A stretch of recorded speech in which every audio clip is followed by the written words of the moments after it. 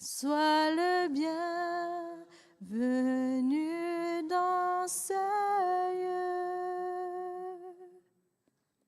Saint-Esprit, nous t'invitons. Seigneur, prends plus de place dans nos vies.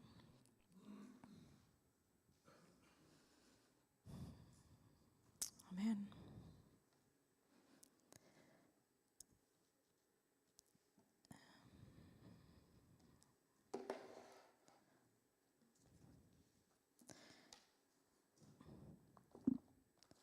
Je pense que je vais commencer avec ce que j'avais à cœur de vous parler de à matin, puis je vous montrerai les photos de la Thaïlande après. Ça vient beaucoup de réflexions que je fais depuis une bonne année, que je suis tout le temps sur le même sujet, mais bon, des fois, il faut qu'on comprenne, puis c'est plus long que d'autres. Puis je vais vous parler d'être établi, puis d'être ancré, d'être planté en Christ. Puis on va aller voir dans Jean 15, versets 16 et 17.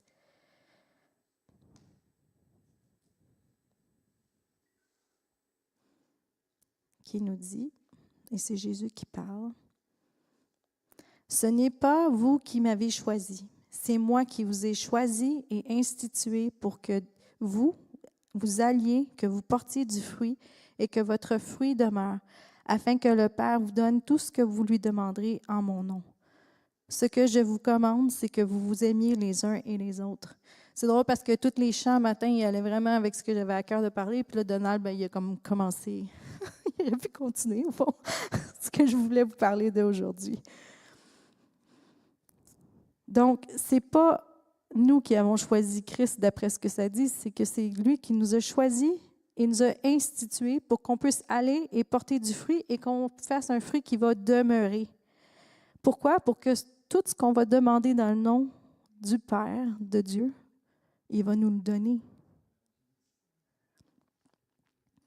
Si on demeure en Dieu, si on demeure en Christ, si on se met sous son autorité, mais tout ce que Dieu nous a promis, bien, c'est à nous. Donc, on va pouvoir aller avec l'autorité de Christ, puis le déclarer, le demander et le voir s'accomplir. Le mot, je ne sais pas quelle version, c'est ça, je demandais à Donna le matin quelle version qu'elle allait vous mettre, mais ça dit « Je vous ai établi », mais il y a d'autres versions qui disent « Je vous ai choisi » ou « Je vous ai institué ». Ça veut aussi dire « Tu as été élu ». En anglais, je l'ai traduit pour vous, parce que amplifier, ça le dit, ça l'amplifie. Que vous alliez et portiez du fruit, et que vous portiez du fruit continuellement, et que votre entend, il vous le donne. Voici ce que je vous commande, que vous vous aimiez. Je trouve ça bien intéressant que là, il nous dit que tout ce qu'on va demander au nom du Père, il va nous le donner, puis tout de suite après, l'autre. Mais le pasteur Joël nous en parle souvent, l'amour de Dieu, l'amour de Christ, marcher dans l'amour. Bien, c'est des choses qui vont l'un avec l'autre. Puis pourquoi est-ce que Jésus parle d'amour?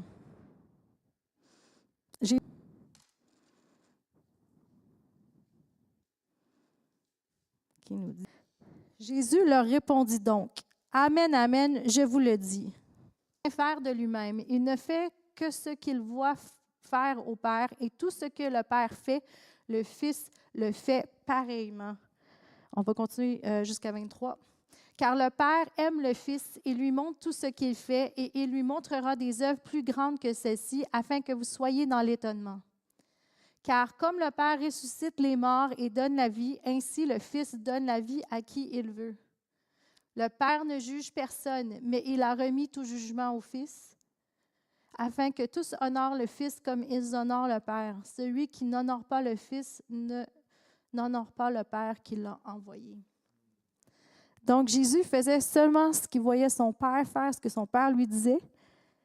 Puis, il était le représentant, quand il était vivant sur la terre, il était le représentant du Père sur la terre. Et son but, c'était d'amener la vision du Père pour qu'on soit réconcilié avec lui. Puis quand il marchait sur la terre, mais Jésus, pourquoi il voyait autant de guérisons, autant de miracles, Parce qu'il était dans l'autorité de son Père. Il était son ambassadeur. Puis ce qu'il disait, puis ce qu'il faisait ne venait pas de lui-même. Il agissait par obéissance, puis par amour pour son Père et pour nous. L'amour, c'est le carburant qui le propulsait à agir. Puis je pense que c'est pour ça que ce verset-là, il est direct là après, ce que je vous commande, c'est de vous aimer les uns les autres. Parce que si tu n'as pas d'amour les uns pour les autres, ça va être dur de porter du fruit. Jésus, tout ce qu'il a fait, c'était-tu pour lui-même, pour se bâtir lui-même, pour son ego personnel? Non. C'était pour qui faisait tout ça? Pour nous autres. Puis qu'est-ce qui le poussait à le faire? Parce qu'il nous aimait, parce que sinon, qui aurait été mourir pour quelqu'un d'autre s'il n'aimait pas le monde ou s'il n'aimait pas Dieu? Qui ferait ça? Juste de manière de même, je meurs, comme dans les films pour vous. Non, tu fais ça parce que tu es passionné, tu aimes quelqu'un, tu aimes Dieu. Puis, ben, dans ce cas-ci, Jésus aimait son Père, mais il nous aimait aussi, parce que sinon, il n'y avait pas besoin de mourir pour nous. Tu sais, c'était pas pour Jésus, ça n'allait pas rien y apporter de plus. Mais il l'a fait par amour, il a été poussé par amour. Puis il y a tellement de versets où est-ce qu'on voit que quand Jésus se promène, puis il dit ému de compassion, il s'arrête puis il guérit les gens.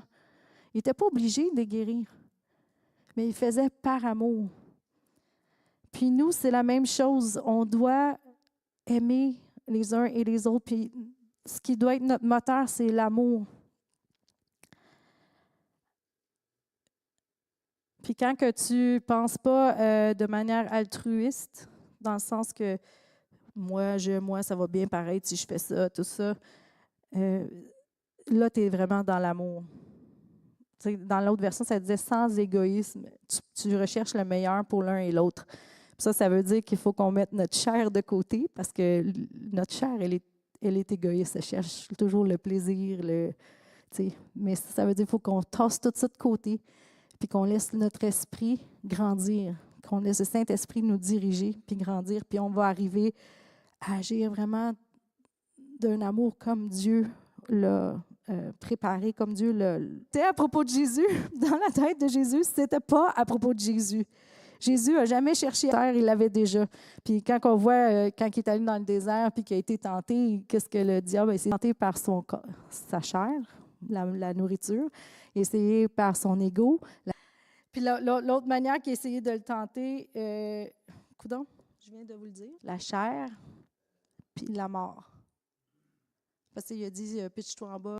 Puis il a été tenté en tout point comme nous on l'est et de lui. Prépare-toi, tout est pour toi, de mon cœur jusqu'aux cieux. Jésus soit le sang. Lui, tout est par lui et tout est pour lui. À lui soit la gloire pour toujours. Amen. Mais ça ne parle pas de Jésus, par exemple, parce que le chant qu'on chante, c'est ça. Ça m'a toujours fatigué, ce chant-là. Je l'aime beaucoup, mais le chant, en fait, il prend ce verset-là.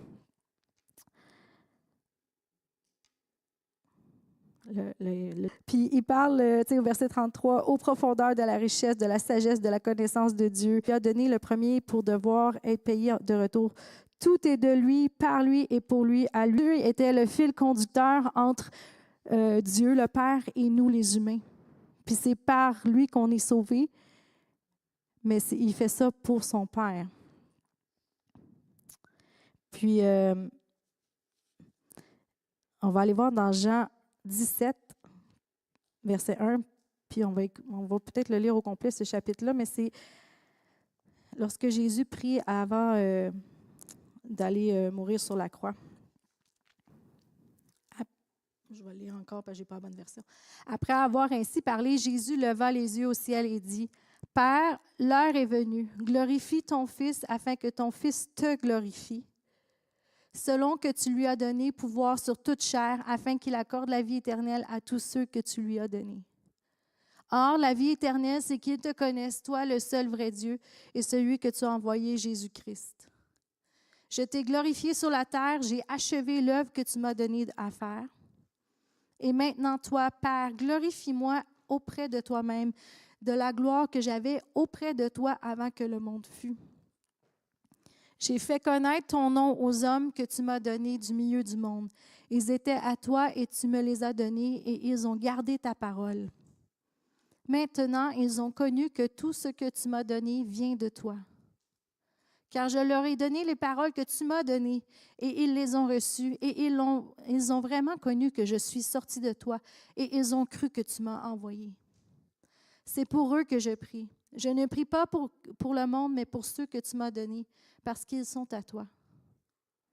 Et tout ce qui est à moi est à toi. Et ce qui est à toi est à moi, et je suis glorifié en eux. Je ne suis plus dans le monde, et ils sont dans le monde, et je vais à toi. Père Saint, garde en ton nom ceux que tu m'as donnés, afin qu'ils soient un comme nous. Lorsque j'étais avec eux dans le monde, je les gardais en ton nom. J'ai gardé ceux que tu m'as donnés, et aucun d'eux ne s'est perdu, sinon le fils de perdition, afin que l'Écriture fût accomplie. Et maintenant, je vais à toi, et je dis ces choses dans le monde, afin qu'ils aient en eux ma joie parfaite. Je leur ai donné ta parole, et le monde les a haïs, parce qu'ils ne sont pas du monde, comme moi, je ne suis pas du monde. Je ne te prie pas pour de les ôter du monde, mais de les préserver du mal. Ils ne sont pas du monde, comme moi, je ne suis pas du monde. Sanctifie-les par ta vérité, ta parole est la vérité. Comme tu m'as envoyé dans le monde, je les ai aussi envoyés dans le monde. Et je me sanctifie moi-même pour eux, afin qu'eux aussi soient sanctifiés par la vérité. Ce n'est pas pour eux seulement que je prie, mais encore pour ceux qui croiront en moi par leur parole. Afin que tous soient un, comme toi, Père, tu es en moi, et comme je suis en toi, afin qu'eux aussi soient un en nous, pour que le monde croie que tu m'as envoyé. Je leur ai donné la gloire que tu m'as donnée, afin qu'ils soient un, comme nous sommes un. Moi en eux et toi en moi, afin qu'ils soient parfaitement un, et que le monde connaisse que tu m'as envoyé et que tu les as aimés comme tu m'as aimé. Père, je veux que là où je suis, ceux que tu m'as donnés soient aussi avec moi, afin qu'ils voient ma gloire, la gloire que tu m'as donnée, parce que tu m'as aimé avant la fondation du monde. Père juste, le monde ne t'a point connu, mais moi je t'ai connu, et ceux-ci ont connu que tu m'as envoyé. Je leur ai fait connaître ton nom et je leur ferai connaître, afin que l'amour dont tu m'as aimé soit en eux et que je sois en eux. On ne lit pas souvent ce passage-là au complet, mais moi, je peux vraiment voir le cœur de Jésus qui n'était pas à propos de lui. Il sait que ça en va mourir, puis il a demandé après que cette coupe s'éloigne de moi. Mais qu'est-ce qu'il passe son temps à prier pendant tout un chapitre? Je ne sais pas combien de temps ça a duré en physique, mais il prie pour nous. Il prie pour ses disciples, puis après ça, il prie pour ceux qui sont à venir, qui dit qu'ils vont croire parce que les disciples, ils pensaient pas à lui, ils pensaient à glorifier Dieu, puis à ce que Dieu soit glorifié dans la vie des humains. Fait que je pense que si on veut vraiment porter du fruit, il faut que l'amour soit notre moteur, notre carburant pour notre moteur. Puis là, on va porter du fruit. Puis même si on pense aux arbres puis aux fruits, Jacques qui me disait qu'il avait donné un arbre à mes parents, mais je ne l'ai pas vu encore. Puis Yves, puis Monique, quand ils vous expliquent comment ils sont capables de préserver des légumes, même l'hiver, là, c'est dans leur gazon, dans leur sol, c'est vraiment intéressant. Mais pourquoi est-ce qu'un arbre mettons un pommier, va faire des pommes?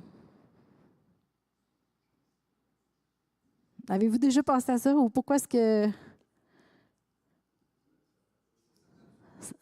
c'est sa nature, mais est-ce qu'il fait ça pour se nourrir lui-même? Pour se multiplier. Parce que qu'est-ce qu'il y a dans le fruit? La semence. Puis qu'est-ce que la semence va faire? Elle va produire. L'arbre qui produit du fruit, c'est pas pour se nourrir lui-même, c'est pour nourrir les humains et les animaux, puis après ça, mais aussi pour se multiplier. Fait que quand que Dieu nous appelle ou que Jésus nous demande de porter du fruit, c'est oui, on va être bénis dans tout ça, mais c'est pour qu'on puisse bénir les autres. Fait que c'est pour ça que l'amour est tellement important dans ce contexte-là. Parce que si tu penses juste à toi, qu'est-ce que je vais pouvoir acquérir, tu vas-tu porter beaucoup de fruits? Non, tes racines vont se dessécher parce qu'elles ne sont plus fondées en Christ. Elles sont fondées dans toi-même.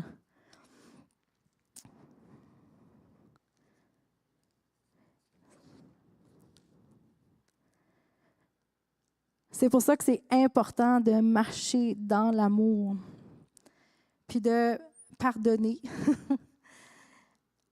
Puis là, je sais qu'on en a parlé beaucoup de ça, mais tu sais, il y a des choses qui arrivent dans la vie, puis on devient offensé ou on devient blessé par les gens, puis je vais dire c'est normal, mais ça arrive, là, tu sais. Idéalement, on voudrait que ça arrive jamais, mais bon.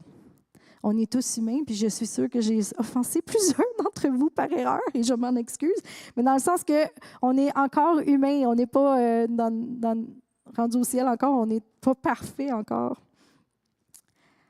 Puis, c'est un truc du diable, ça, pour nous sortir de l'amour de Christ, de nous amener dans l'offense, de nous amener dans la blessure, puis qu'on reste là-dedans. C'est correct d'être blessé, ça arrive à tout le monde, mais est-ce qu'on va demeurer dans cet état-là ou est-ce qu'on va choisir de sortir de ça? Tantôt, je l'ai dit, le Jésus et l'ego, ça ne va pas ensemble. Puis souvent, dans la psychologie, on parle de l'ego, le je, moi, puis on est dans des sociétés aujourd'hui nord-américaine où est-ce que c'est très important ce que je veux, ma vérité, mes affaires, mon opinion, mon droit. Puis, mais Jésus, est-ce qu'il était de même, lui? Il était tout le contraire de ça. Puis quand ça devient plus à propos de toi, c'est plus facile de pardonner. Parce que là, tu te mets à voir les autres comme Dieu les voit. Puis tu commences à avoir plus d'indulgence, de compassion, d'amour. Puis tu vas voir le meilleur dans l'autre au lieu de te concentrer sur ce qui n'est pas bon. Tu sais, quand on pense à comment Dieu nous voit, il nous voit dans notre être glorifié, il voit notre esprit qui est parfait en lui. Il sait très bien qu'on a encore des défauts, mais lui, il choisit de voir ça, puis de focusser là-dessus, puis c'est ça qui va nous bâtir. Mais si nous, en échange, on a tous quelqu'un qui est notre papier sablé, là, j'appellerais. Puis mais on décide de voir la personne différemment, puis au lieu de dire « Oh, lui, il me tape ses nerfs », mais de dire « OK, oui, il me tape ses nerfs, c'est vrai, mais pourquoi qu'il me tape ses nerfs? » Tu sais, ça vient de où, ça? Parce que puis souvent, quand on fait une petite introspection, on se rend compte que ce n'est pas la personne comme telle qui est le problème, c'est souvent nous. Puis si on change notre perception par rapport à cette personne-là, puis ben, on va commencer à l'aimer plus.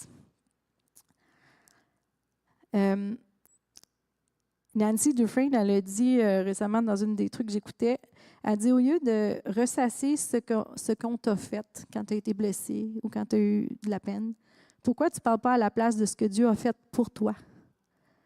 Changer ton point de vue de place.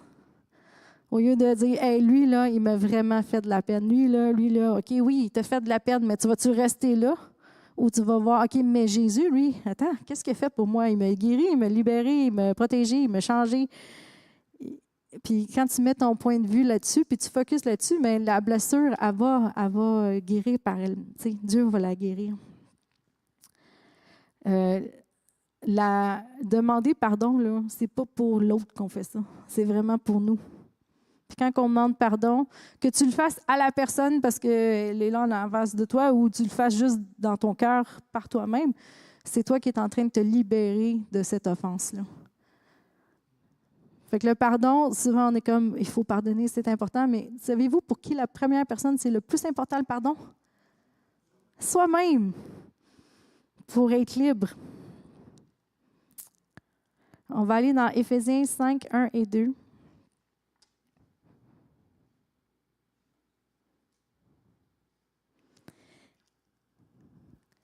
Devenez donc les imitateurs de Dieu comme des enfants bien-aimés et marchez dans la charité, dans l'amour, à l'exemple de Christ qui nous a aimés et qui s'est livré lui-même à Dieu pour nous comme une offrande et un sacrifice de bonne odeur.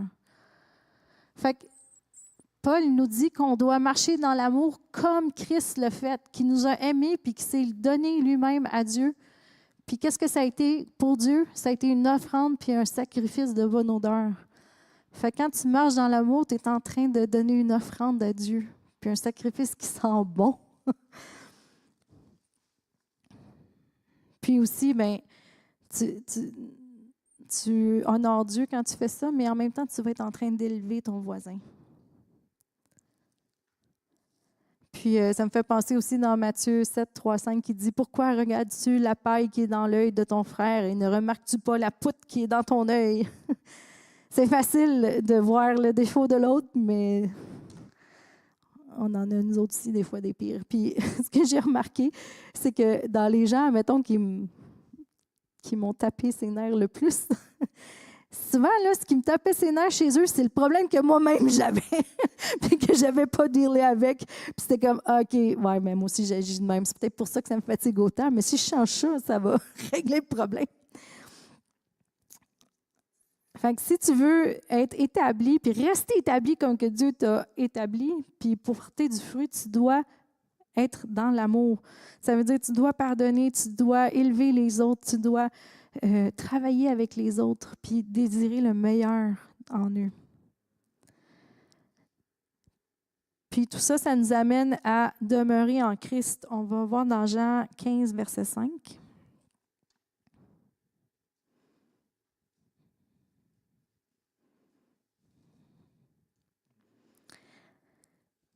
C'est moi qui suis la vigne et vous, vous êtes les sarments. Celui qui demeure en moi, comme moi en lui, celui-là porte beaucoup de fruits. Hors de moi, en effet, vous ne pouvez rien faire. Puis verset 6, si quelqu'un ne demeure pas en moi, il est jeté dehors comme le sarment et il dessèche. On ramasse les sarments et on les jette au feu et ils brûlent. Si vous demeurez en moi et que mes paroles demeurent en vous, demandez tout ce que vous voudrez et cela vous arrivera. C'est dans le même chapitre que le premier passage qu'on a lu. Puis 2 fois, il nous dit que si on demeure en Christ, si on reste établi, bien, on peut demander ce qu'on veut. Demandez tout ce que vous voudrez, ça dit exactement ça. Et cela va arriver. Quand tu demeures en Christ, puis que tu laisses le Saint-Esprit te guider, bien, qu'est-ce qui arrive à tes pensées? Elles changent, elles sont renouvelées, puis tes pensées deviennent plus comme celles de Christ. Fait que si tes pensées sont plus comme celles de Christ, bien, les idées que tu vas avoir, les choses que tu vas désirer vont probablement être inspirées du Saint-Esprit. Puis qu'est-ce que Dieu désire? Se magnifier, se glorifier au travers de chacun d'entre nous. Fait que si on pense comme lui, qu'on a des désirs qui viennent de lui, bien, c'est sûr qu'il veut les accomplir parce qu'il veut être glorifié au travers de chacun d'entre nous. Puis de demeurer en Christ, ça veut dire tout est centré au milieu de Dieu, tout est centré sur Dieu. Et ça fait qu'on a une mentalité comme Kingdom Mentality, une mentalité du royaume. On est centré sur le royaume de Dieu au lieu d'être centré sur nous-mêmes. On est soucieux du royaume. Puis là, on va aller voir dans Matthieu 6, 25 à 33, ce que Donald a parlé de tantôt.